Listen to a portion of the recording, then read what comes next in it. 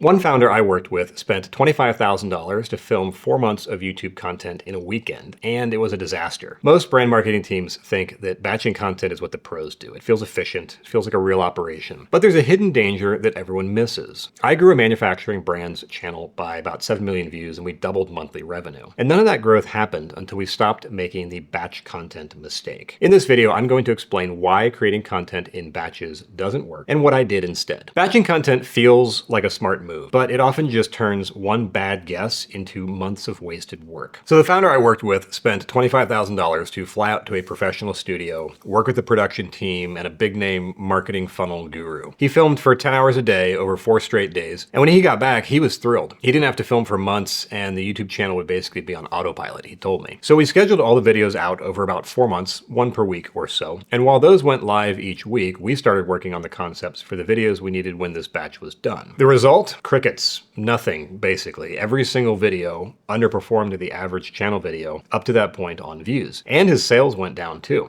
It wasn't simply eyeballs. The people he was getting weren't converting like they used to. And worse, we were now 3 months into new video concepts based on the first batch until it became pretty clear that this whole approach wasn't going to work. The actual cost was his $25,000, lost sales, and then several more months of wasted time planning new videos on a fundamentally unsound concept. My takeaway was this: batching a bunch of videos at once is A, potentially really expensive, and B, kills the one thing you really need to succeed at YouTube. Look at it like this. If you wanted to get better at golf, would you rather 1, have a coach watch your swing, then give you feedback on your swing 3 months later, or 2, have a coach watch your swing and give you feedback right away so that you can go try again? Obviously, you'd want number 2. That's a short feedback loop. It's what helps us learn almost anything. Try something, get feedback as quickly as possible, adjust, and then try again. YouTube already fights you on this because feedback can be slow. It can take days or weeks to know if a video worked, and it can be really unclear sometimes. Batching weeks or months of content at once takes a difficult platform and makes it 10 times harder. YouTube is also very process heavy. Concepts, packaging, writing, production, editing. There's just a lot to do in a sequence, and ironing out that process alone can take some time. Getting your team dialed in just takes time. So batching content just stretches your YouTube learning feedback loop out and slows you down. Each individual video is like a bet you're placing, and you want to see if it pays off. And you want to learn from the bet and carry that learning into the very next video. Basically, you want to make as many small bets as possible and adjust as fast as possible. Batching months or weeks of content is the opposite. It's making one big bet and then not learning if it worked until months later. Batching can make sense, and there's a reason you see big names like Alex Hormozi or Gary Vee doing it. It's a great idea when you've proven 4 things with real numbers and real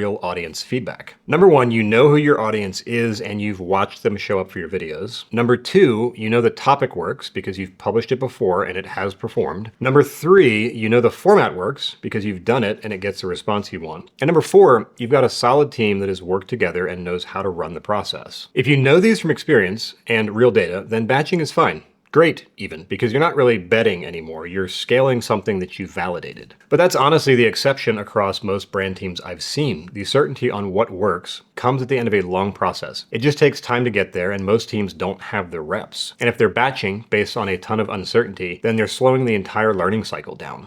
So here's what I do now on this channel, because this channel is brand new and it's a bit of an experiment. And this has worked really well for me in the past, anytime I've worked with marketing teams.